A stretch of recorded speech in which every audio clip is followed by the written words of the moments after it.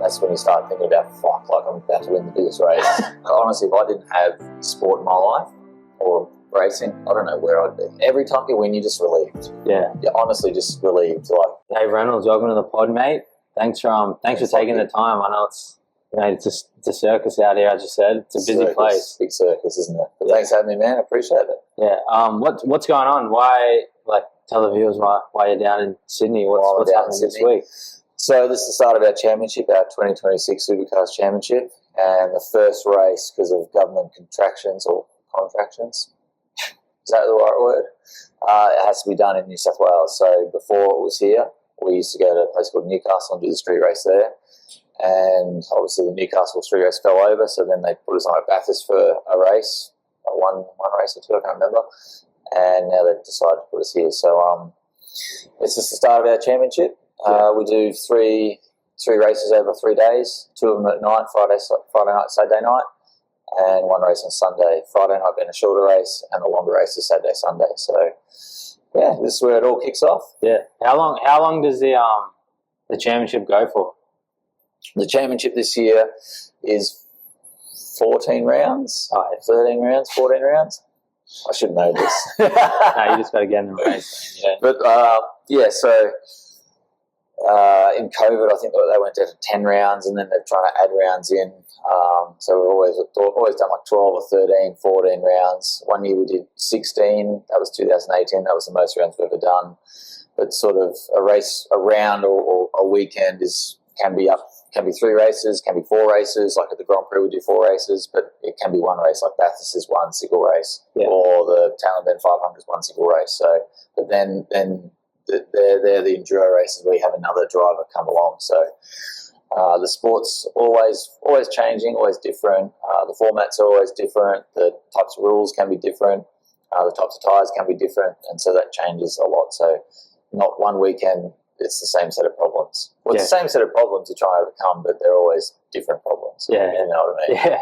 It's really confusing. Yeah. In terms of while the championship's on and while it's not on, how does your training sort of differ? Like, do you have, because you talk to footy players and stuff like that, they have a off-season, pre-season, and then obviously in-season. Yep. Do you guys sort of have the same? Not really. So in Supercars, we have the longest season out of any sport in the whole world. We run from now till pretty much the start of December. Oh, far. So we have a very short off season, a very long on season. So so training would be like testing, where we go drive the car. And when I first started, 2009, we used to have 5 days of testing, and now we're down to 2. Oh, wow. So we did 1 yesterday, and there's 1 more to come after Ipswich round, which is in August, I think it is, and that's our enduro test. So it's only literally 2 days of practice you're allowed to get outside of your normal race weekend practice, which is not much to start with. So a lot of the testing, I suppose, we do is theoretical, simulation. So we've got all these computers that simulate the setups of the car and tries to it spits out a range of balance numbers that the engineers sift through to find the best balance for the track conditions or the problems or the tyre we have. So it's a very, very technical sport. It's way more a technical sport than it is a physical sport, where like AFL or NRL, it's a very physical sport and probably less technical, where ours is like very technical and less physical, if you know what I mean. That's our sport. Yeah, in terms of like all the tyres you need, so like what you're saying before, everything, so much goes into before the race instead of the actual race. Yes, a lot of the races are won at the workshop. Yeah. Your preparation, your setup, your analysis of the track, analysis of your setup sheets and all the simulation stuff, and then you're just like converting into a race weekend. So that's a lot of the preparation to win a race or to be fast is actually done at the workshop. Yeah, I feel like kind of funny. Yeah, I feel like the difference between like racing and other sports is that the sheer I don't think danger is the right word, but like the fact that you can actually crash and get you can die. You can die. Yeah, we had a death here a few weeks ago, I think. A guy in a radical I think the wing broke when he was halfway around the corner, which is like a 250k corner in a radical, and the wing snapped off. He lost control and he literally got buried in the sand, basically. And died. So it was like it can happen, absolutely. Yeah. So, I've experienced this a few times in my life, in my sport, where a competitor of mine's died. So it's a real thing. Yeah, it's full on. Yeah, how do you stay like so concentrated and kind of put that to the back of your mind when you are racing? Our category is very, very safe, and the tracks we race on, they just get safer and safer every year, and the cars they build get safer and safer every time we build a new car. So the rules change to, something almost bad has to happen for something good to come out of it in a way to force people to make change. So 2011, there was a massive crash at Perth where the fuel cells used to be in the back of the car. This is just a little example. The fuel cells used to be hanging behind the rear axle. If you open the boot, that was the fuel cell. And there was a huge crash in 2011, a massive fireball where a car punctured the back of another car that was stored on the grid at 150 k's an hour, and it literally sent fuel like through the whole car and dispersed the car into flames. Like it was a huge fireball. And ever since then, they rebuilt the next generation of cars to put the fuel cell in front of the axle, so it has a massive more structure around it before it could get ruptured. So things like that, like I said, you need something bad to happen for something good to come out of it. So there are things you learn along the way, and humans are forever trying to make things better and fine-tune things, and that was one of the things that happened in my lifetime, which is unusual. Yeah, when you're actually on a track racing and there is a crash, does it kind of rattle you, or you just laser focus? No, like you are focused, but you can sense things, if you know what I mean. Like when you're driving around, if you see like a really bad accident, like in 2008, I don't know if I want to tell the story, but in 2008 I was in DVS, and there's turn 8 at Adelaide, which is like a really fast, blind right-hand corner. It's 205 k's minimum, and this guy I was racing against had a drama or something. He punched the fence really bad, and as soon as I drove past the accident, I knew he's in serious hurt. It turned out he died. So so like you can sort of, by the skid marks and the angle of the crash, it didn't look good for him. So he died. It's sad, man. Yeah, that's really sad. Yeah, that'd be so hard to just keep racing. Yeah. Yeah, well, I think they red flagged it, and then we didn't go back out. So, motorsport is dangerous. On the back of your ticket, every time you buy a ticket, it says motorsport is dangerous. You can lose your life. Like even in the crowd, like something could fly off a car and into someone in the crowd, which has happened, many times. Yeah.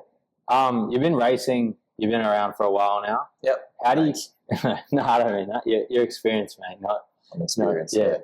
How do you keep getting up and keep trying to get better every single year, every single race? So this is like my 17th season in Supercars. I've been racing since I was 6 years old. Oh, wow. So 34 years of it almost, give or take. I actually stopped racing go-karts when I was like 8 or 9. I played tennis for a couple of years and then started racing again when I was 12. So I had a couple of years off, but pretty much done it my entire life. So what makes you get up and get better? I don't know, just to get better every day, and just, there's so much to learn. Every year there's a new challenge. Like last year we had a completely new tyre, which was completely different to every other tyre I've ever raced on in my life. There was a new steering rack, so that was something new to learn. And there's always something new. There's always a rule change, or if you change the rules, you change the sport in a way. So that happens all the time. Every week there's some new shit going on, and it's a very politically charged sport, our thing. So there's many egos amongst the drivers, amongst the team owners, amongst the sport people. So there's always funny things. It never ceases to amaze me. Yeah. You said you started racing go-karts at 6 years old. How do you get into that? Because I feel like most kids, when they're 6 years old, they'll go play footy, go play soccer. Like my old man, he just loved racing. he had a rally car, late 80s, early 90s, and then he got my brother a go-kart, and then he's a bit older than me, and I felt left out, so he got me a go-kart, and we all went go-kart racing, and I thought that was normal. Turns out, not really. Most people play cricket or soccer or AFL or whatever it is, so we just went racing.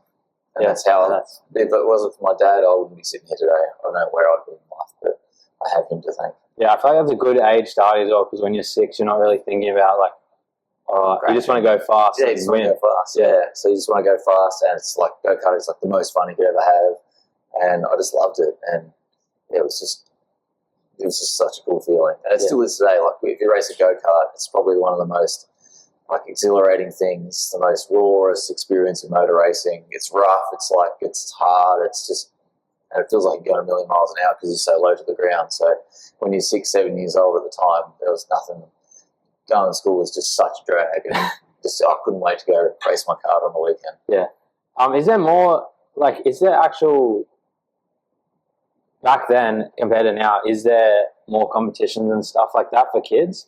Or is it still pretty, like go-kart racing, and is there actual like set up leagues and yeah, absolutely. Like, so there's go-kart racing for kids is actually pretty big these days, because the whole F1 explosion, and everyone comes from go-karts, so that's like the fundamental basics of racing a car and setting up a car comes from go-karts. So even though go-karts is very, very different to cars, that's where you sort of learn to pass, learn your racecraft, learn to read a track, learn what an engine is, learn how a carby works, learn fuel, everything like that. There's so much to learn from karting that you can take throughout your years of your life. So, and as a kid, it was just so much fun. But there's there's like the Australian Karting Association, and you go to like it's like there's like under 12s, I think it is, and there might be like 112-year-olds trying to compete to win. So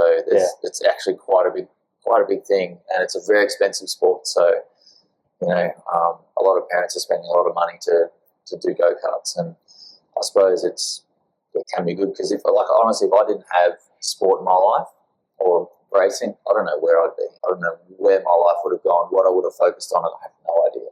I could be, I don't know. I don't want to think of that. Yeah.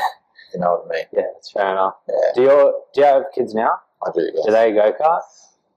So my son just turned 5 and Missy's like nearly 3. So he had his first go in a kart a few weeks ago. Yeah. And he kind of loved it. Like, it was kind of the cutest thing I've ever seen. And, I don't know whether he'll do it, but I don't know. We'll see. If he wants to get into it, like, I'm sure my dad would pay for that too. I'm not paying for it.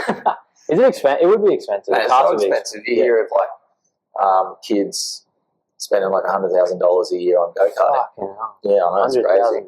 And sometimes they spend $200,000. Depends on what's it on. Team. Like mechanicals. Like engines are expensive, and like back in the day, me and my family used to have 1 or 2 engines. Like you'd have your practice engine and your race engine, but these guys might have 4 or 5 race engines they try and cycle through to find the fastest one. So the more things you can buy, the more things you can analyze to find like the last little 0.5% here and 0.5% there. And in motor racing, that makes a huge difference. So even in our sport, we're testing different shock absorbers, different you might buy say the rear sway bar in the car. You might buy 4 or 5 different sway bars, but you want to use the softest one because that will give us the most grip. So you'll have like just you'll do like torsion tests to find the very softest one, and you'll race with that one, and the other 4 in the bin. Just gone. Wow. Yeah, so that's just motor racing.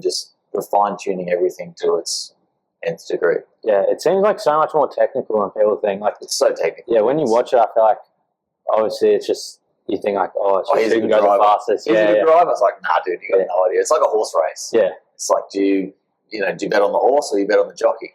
Yeah, exactly. It's always the horse that wins, isn't it? So we just race a mechanical horse, which is built by 30 other people. So everyone needs to do their job the best for your car to be the best. Yeah. So and then you need a drive to drive it. But I think once you get to this level, like driving's actually pretty easy. Like everyone knows where to brake, knows how to feel the grip, knows how to get the most out of it, and it's just down to how the car meets the road and puts the tyre on the road that will give the driver the grip to go faster. So that's why, as long as I've been part of this sport, I've watched it, been really part of it for 20 years, and there's always one team that sort of dominates that whole 20 years. So regardless of what driver, what year, what track, what tyre, they've always come out on top. So I take my hat off to those guys. Yeah. So what if you could put it in like a percentage, say this percentage to the car / the team and the driver?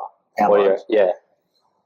So I reckon it's probably 95% car and 5% driver. Wow, that much. Yep. I wanted to talk about your 2017 Bathurst win. Yeah, I actually watched the video this morning. Did you? Yeah, cool. Pretty good. I just want to ask, that last lap, what's going through your head? Are you just like, or even the last 10 laps, are you like, fuck, just hold on? Well, like 6 laps ago, let's say 8, 9 laps ago, there was a safety car, and we're on the safety car for a couple of laps, and then the last 6 laps I was like by myself out in front, and that's when you start thinking about, fuck, like I'm about to win the biggest race like of my life, and this crazy day and everything like that. You just start. I actually, the last couple of laps, I started to like dry reach in my helmet because I was so nervous about what's it all mean and what's all this shit mean, and it's a cool feeling. Like one of the best days of your life. Honestly, one of the best days of your life in racing. Yeah, like you can't get any better day than what we had, and like the conditions were so bad, and to come through on top was fucking awesome, dude. Like it's really, really cool. Yeah, you got to know you can't pay for that experience. You can't take that experience. Like you just can't. It's just one of the coolest days ever. Yeah, I saw a thing saying your legs were cramping up really bad as well. No, that was next year. Oh, was that the year? Yeah. Oh, that was... And then I lost the race next year because of cramps. So, I'm famously known for winning Bathurst and then losing Bathurst. Hey, at least you got the win. Yeah, I know, but like when you sit down, sometimes when you reflect on things, like, hang on, fuck, I should have won like maybe 3 times. Yeah. 4 even, like if things went a little bit better this way. Like even last year, we finished second. If one thing went a little bit better for me, I could have won. Yeah, that's it. Yeah, I feel like that's the thing. So much of it is, they talk about in every sport, is like timing as well, and that tiny bit of luck. Yeah. Obviously, you got to put yourself in the position to get lucky, but that sometimes it's just not your day. Sometimes it's not your day. Yeah. It's another person just capitalise on that opportunity. So, that's why I think like everyone's a good driver. Anyone on their day, give them the best car, they'll win. Yeah. And it's just really down to the team, the engineer, to give the driver the best opportunity to win. Yeah. That makes sense. Yeah. So you've crossed the finish line at Bathurst, you get out of the car. What's that feeling like? What's going through your head? Mate, every time you win, you're just relieved. Yeah. You're honestly just relieved. Like, just especially a day like that, I was fucked when I got out because we raced for like almost 8 hours in just horrific conditions. It was raining or wet, just out of control all day. The pressure, the near crashes, the heart-stopping moments you have, it fucking ruins you. Like, I had a big idea. So when I first get out of the car, like the first thing you want to do is go see your teammate, Luke Hilden, because you share the car with him, you share this experience with him, but you actually don't see him at all in the 8 hours of race. Yeah. You literally, at the start of the day, I think I started or he started, I can't remember. I should know this, but I don't. You literally get in the car and go, all right, mate, I'll see you in 7, 8 hours. It's like, all right, see you then. Yeah. So you see each other at the stop when you change over, but you don't get to talk to them. You literally have a 10 or 15 second interaction where they're getting in and out of the car, and then he goes, sits in the pits, and I'll go take the car, or vice versa. So you don't actually talk to him. So the first person you want to go see is your teammate, because he's the guy you share the car with. You share this odd experience of racing other people that no one else gets to experience. So you go see Luke, and then you see your team, and then you just celebrate. Really. Like, it's crazy. I had a big idea when I was younger. If I win this race, I'd be like face first in the gutter till 5 a.m. But I was that buggered, that knackered, that when I got home, me and Luke had a beer and we went to bed. It was midnight. I was so disappointed in my performance. Not on the track, on the other track. On the other track Yeah. at the pub. So Yeah. we actually didn't go to the after party. I was just super okay. Yeah, when you're racing for that long, are you like locked in? Well, obviously, you have to be locked in, but does your mind ever wander? Yeah, it does. Like, depends on where you are in the race. You do. It's funny, like when you're out in front, your car's working really well, so you're not struggling as much. And mentally, you've got other things you can think about. What am I going to have for dinner, or just weird shit like that starts creeping into your head. It's because your car's working really well. The hardest races you ever have is when you're buried in the pack and your car's not working well. You're fucking correcting way more moments than the bloke at the front, and you're having battles with people that you don't want to get involved with. So they're the hardest races the hardest races are the ones that people don't see. Yeah. And that's always true. The easiest ones is the ones who win. Yeah. So, yeah, it sucks. Motor racing, it's just that sport. Yeah. It's not, all the best stories come from, the packs.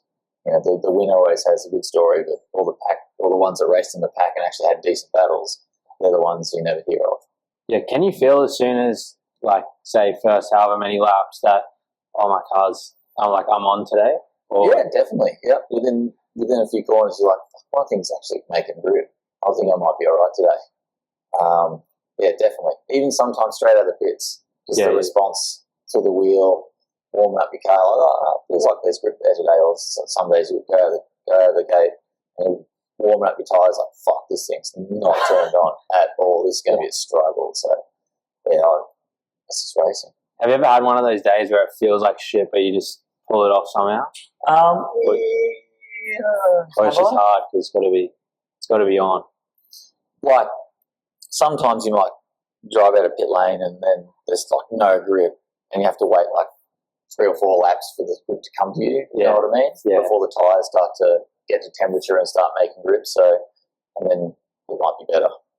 Yeah, that'd be so frustrating just pulling out and you're like, this is fucked. Yeah, all the time. Yeah. Not all the time, but sometimes. Yeah. What, in terms of races like that, like especially Bathurst that you won, what's a part of it? Obviously, there's all the behind the scenes, but is there anything during the race that the fans and like people watching wouldn't see that, like, just anything like with your teammate or like surprisingly how much there's flights, like how much dead time there is. Yeah. Like we come to the track today, we're here at 10 o'clock today, and I won't leave till 10:30 tonight, so I've got 12 and a half hours. Yeah. Where I'm actually only on track for 4 or 5 hours of testing tonight. So, what do you do for there's a lot of talking about it. So, after this we'll go walk the track, which might take an hour or so, and look at like the resurfacing because, any bitumen change is a big thing to us. And if there's a new bit of surface, it makes the most grip, like for the first couple of years, and then it starts to like get eroded away and becomes a bit of a shitbox.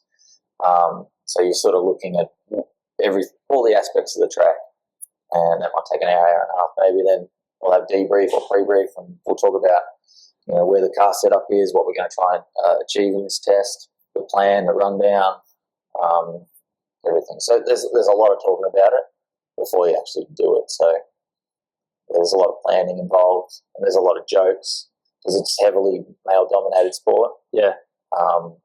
So we have a lot of jokes and a lot of fucking around. It's fun. Yeah, it is fun. Like, it is. It's cool. Yeah, it would be. Do you have any of like your own processes that you need to kind of tick off on race day or leading up to it? Yes and no. Like it's sort of changed a lot over the years, but you just try and like the older I get, the more anxiety I get about it. Oh, really? Yeah, it's so weird. I've never. Yeah, normally it's the opposite. Hey? I feel like it's normally the opposite. Is like it? When you're young, or maybe different for racing because I don't know. When you're older, just the anxiety gets to me. Whether I just don't deal with it that well, or I dealt with it better when I was younger. But a lot of the like 40 minutes before the race, 40 minutes before qualifying, I'll try. Like qualifying is the most intense part. Yeah, that is the most intense part of the weekend because that determines your strategy. That determines how fast your car is. That determines whether you have a chance of winning or not. So the bloke in 20th ain't got a chance of winning because his car's not fast enough. The bloke right at the front of the row, 1, 2, 3, 4, he's got a chance to win because his car's fast. Yeah. So you're pinning your end result, your race result on your qualifying performance, which is the maximize, get the absolute max out of the car and the tyre in one lap. And there's so much involved in that one lap, whether it can do it or not. So that's the most stressful part. And yeah, the older I get, the harder that becomes. Yeah. But in the races, I'm more relaxed because there's a lot more time to be not wasted, but if you lose a bit here, the races just happen. Yeah. There's crashes, there's team performance, there's the car performance over like a longevity thing over 20, 30 laps. So, which some cars will be better at it than others, and hopefully your car's better and you're going forward, not backwards. So, like 40 minutes before the race, 40 minutes before qualifying, I was trying to think about what am I doing, where am I braking. Like I just run through the process of how I'm going to get the most out of the car in the lap, and just trying to calm myself down. So once I leave the truck with my suit on, I've got a clear plan of how I'm going to attack it. And once I know that, I'm a lot more calmer. And I do a few exercises, try and spark my brain up to try and deal with the quickness you have to have. Yeah. So I've got this funny system. I don't want to explain it though because I don't really understand it, but someone told me it's good and it seems to work. So everyone's got their own little thing they try and do. Yeah, just to switch on. So say you qualify at number 20, what is What's going to? Yeah, what do you? Depression. Yeah, are you just fuck? Is it right off? Yes and no. You always try and be positive for everyone around you, but majority of the time, you got no chance to win unless it's a really long race. Yeah. So qualifying 20th in a 20-lap race is different to qualifying 20th in a 161-lap race. Yeah. 161 laps you can still win. Yeah. But in 20 laps you ain't gonna win. Yeah. So you're unless just 18 cars crash. Yeah, that's true. So you're just fuck this. I'm just making up the numbers today. Yeah, that'd be so annoying because just one shit lap and your race is done. And our sport is funny like that because NRL you play one other team, so you got a 50% chance of winning or losing. In our sport, there's 25 other cars out there, so you got a 4% chance. Is that right? Yeah, 4 times 25 is 100, so it's 4%. Yeah. It's it sucks. So that'd be so shit. If you can win 4% of your career, that's just statistically okay. Yeah. But then there's guys out there that race for a team that they win 20 or 30% of their races. So yeah. So what how far back does it say on a 20 lap? Yeah. Does do you go? Oh, I'm probably not in it here. How far back? It depends on.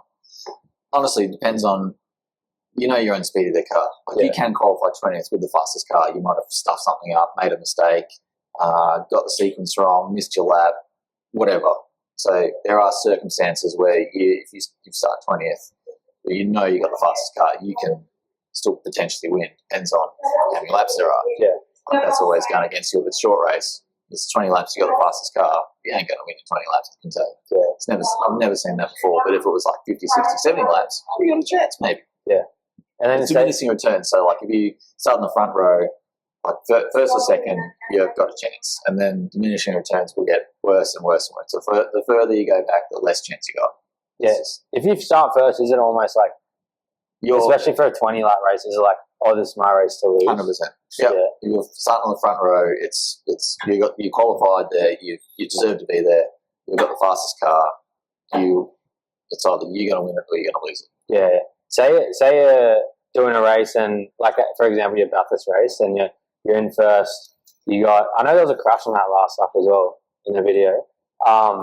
Yeah. Is it just I want to get to the end of this race? Is it you're counting down the laps almost, or is it I'm going to take this in? Well, on the last lap. Yeah, or not the last lap, but say the last 3 or 4 laps. You just try and get to the end. You're trying to win the race, and that's all you care about. And you just try and go through the motions, trying to make everything. In 17, when we won, I had 4 or 5 seconds to the bloke behind me, so I could have really throttled out the last couple of laps. But in saying that, when you try and slow down, you lose concentration. You actually make more mistakes trying to go slower than you do faster. So you try and just keep everything sane and together and make sure you get to the end and win the race, because that's what you're there to do. Yeah, it'd be so intense. Yeah, You it's just cool, feel like, like one of the best feelings. yeah, just feel that relief of like crossing the line after. I feel like you'd feel like everyone's just right on your tail, like just it's like you're running away from someone. You can see it in the mirror, like you can see seconds, so you know whether you got a breather or not. The worst thing is like doing 70 laps with some bloke trying to pass you, breathing down your neck and just like touching all the time, like pushing it. It's just stressful as. Yeah. Are you, when say there is someone right behind you, are you completely focused on your own race, or are you trying to like? Oh, you're trying to go forward, so you're trying to like think about ways to get away from them. Yeah. And you're also trying to see what they're doing, see where they're fast and slow. So you are looking in the mirror a lot, even though you shouldn't, to see where they're weak and slow. Yeah. So you can try and defend when you have to and attack when you're on. Yeah, try and get a breather from them. So it can be stressful. Yeah, fair enough. The worst is like if someone's like 5-6 seconds back and they catch you like in a few laps, you're like, I'm fucked. Yeah, he's going to pass me. Far out. He can be so much faster than me. But and sometimes you're better off letting them go, because if you fight them, you'll lose more time in your race. Yeah, and that way other people can capitalise by pitting and falling out in front of you through the pit stops. You got to strategically know who to fight and who not to fight. Yeah, it's so much more like strategic than you think. 100%, man. Absolutely. My dad like froths racing. It's crazy. I'm not smart enough to understand it. Basically, that's why we have engineers and strategists, people that do it for us. Yeah, but we're like the driver relies on the engineer heavily to make their car fast. I just like to finish every pod with sort of like 10 random sort of questions. 10, 5 questions. Okay. Yeah, just little questions. Get the ball rolling. First thing you think about when you strap into the car? First thing. What is the first thing? When? It depends, like where I am, what session. My first thing is like, have I got a radio? Yeah. A radio check. That's all. First thing we always do. Worst crash you ever had? I've had a few. Yeah. For another time, I'll tell you. Yeah. Fair enough. Is it harder to chase someone down or defend a lead? It's harder to defend. Yeah. Because you're like the pressure. Well, because if you're defending, you've got the slower car. Your car's moving around more. If the guy's catching you, he's faster, so he knows he's got an advantage somewhere. Yeah. What type of things are coming through the radio mid-race? Anything from how many laps left in this stint, your best sector times this, your worst sector times this. Think about things you can do, who you're racing. Everything from take a drink, because you forget to take a drink because you're just so focused on what's going on. They sort of just like map out the race or give you bits of information that you need to know at the time. So there's also like I'm telling them my tyres are fucked or I need to pit, and they'll say no, stay out. It's not, you can't pit now because then that extends the next window, which will make it worse. And there's a lot of communication going on. Is it all serious, or is there any jokes? No, not really. No, it's all pretty serious. Because you don't have that long to talk to someone. And sometimes the radios don't work that well, so you get a lot of half messages. Yeah. Funniest thing you've seen mid-race? Funny thing I've seen mid-race was probably 2017 Bathurst. I was in front of the pack. The safety car, like, lights go out and it pulls away, and that sort of determines the restart of the race. And so you have this like time to yourself where you're doing 80 Ks, you have to stay on 80 Ks. Where the safety car drives away and goes back to pit lane, you're sort of just in front of the pack just doing nothing. So you sort of look around and I saw 2 chicks like flash me completely naked. I was like, That's the best thing I've ever seen in my life. I didn't tell a soul until I got back. Yeah. Because if I said, hey guys, you wouldn't believe what I saw. I saw two girls naked looking at me. And then I went and like drove off the track. They would have gone, you're not concentrating, Reynolds, you've been a dickhead. And then I waited till I got back to tell that story. So yeah, you got it all. My ass. Yeah. And you won as well. I won, yeah. It's mad. Maybe it's good luck. Maybe it was. Yeah. I'll look for him the next year. Yeah. Well, maybe you needed them there. Fastest you've ever driven? Fastest I've ever driven in a car? Yeah. Bathurst, Conrod Straight, 300 k's. Far out. Well, it's like 298 or something like that. Yeah. It's close enough. Do you feel every K of it? Like, do you feel it? Not really, no. Is it like that fast that you can't even? Speed's irrelevant. Yeah, completely irrelevant. We already sort of talked about it, but how did you actually get into racing? Like your dad? My dad, yeah, go-karts. Yeah. Worst excuse you've ever heard for someone losing a race? Far out. That's a good question. Worst excuse. Do many fly around? Many excuses? Oh, hundreds, millions of them. There's a million excuses. What's the best one I've heard? Oh, man. Come on, there's got to be something.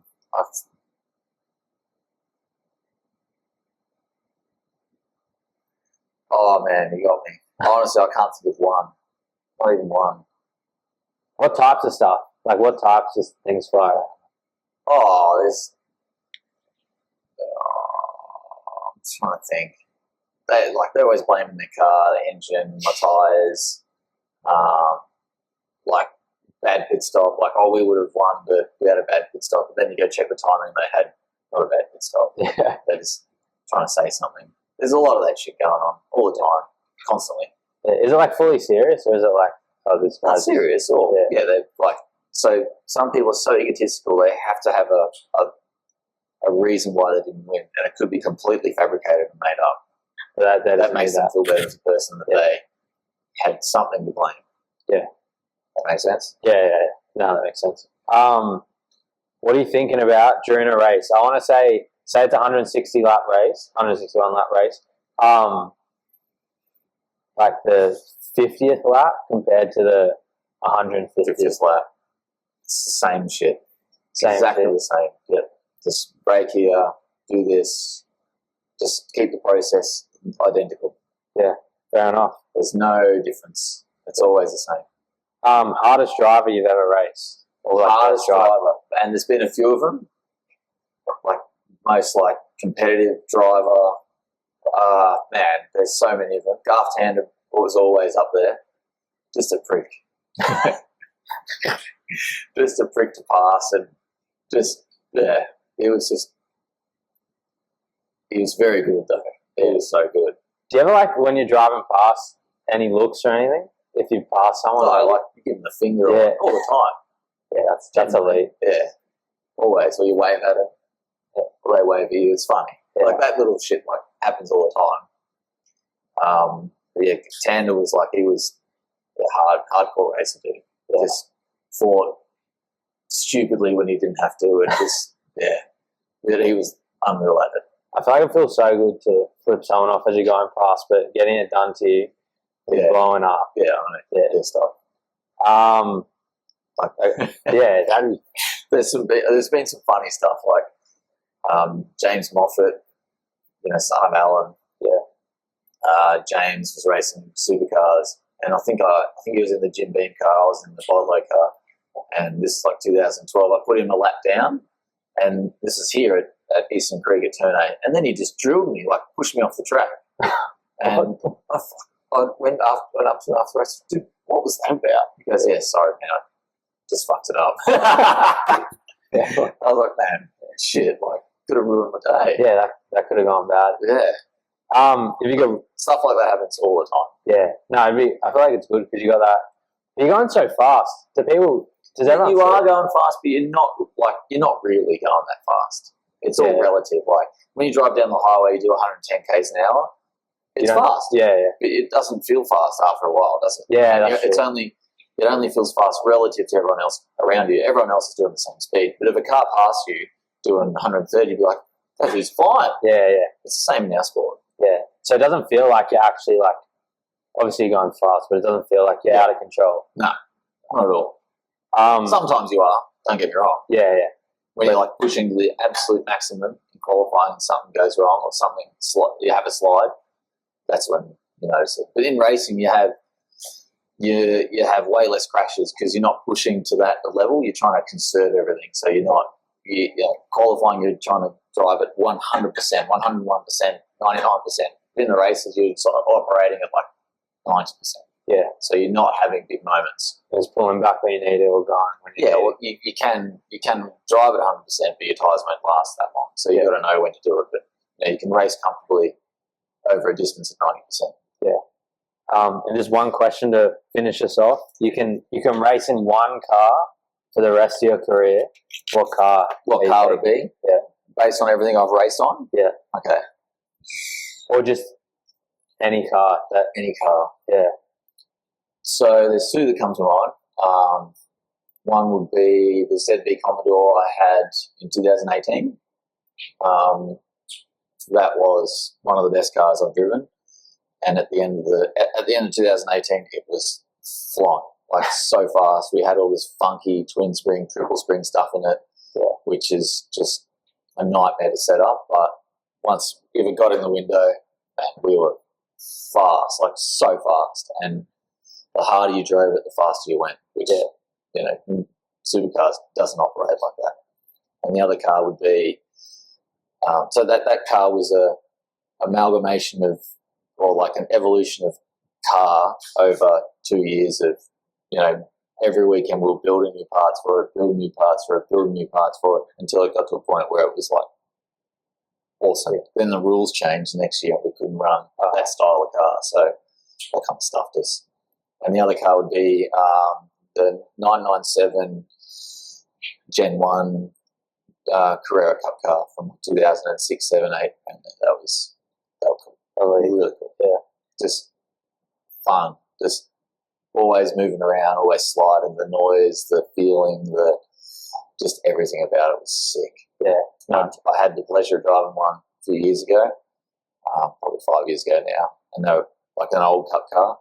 Like the same one I won in back in 2007, and I just loved it. Like, it's the best. Yeah, I could drive that till the day I die. Yeah. When you're driving on like the highway and stuff, are you like weaving in and out doing, or you just? No, I'm pretty good on the road. I'm pretty chill. Depends if I'm late. Yeah, that's fair. If you're late, just get in the No, I'm pretty good, dude. I respect the road rules, and not everyone can drive at your level. So yeah, that's true. Imagine if everyone drove. Mate, imagine if the highway was 300 k's. They have highways like that. Yeah, where's that one where you can drive it? Have you driven on that? Yeah. Was it only in winter? We had a Porsche Turbo, and it has like winter tyres on, so you can only do like 250 or something. Oh, so that's cool. Yeah, that'd be really cool. Yeah. Well, Dave, thanks for coming on, mate. Man. Thanks for having me. It's been a pleasure. Thank you. You're a legend. Thanks so much.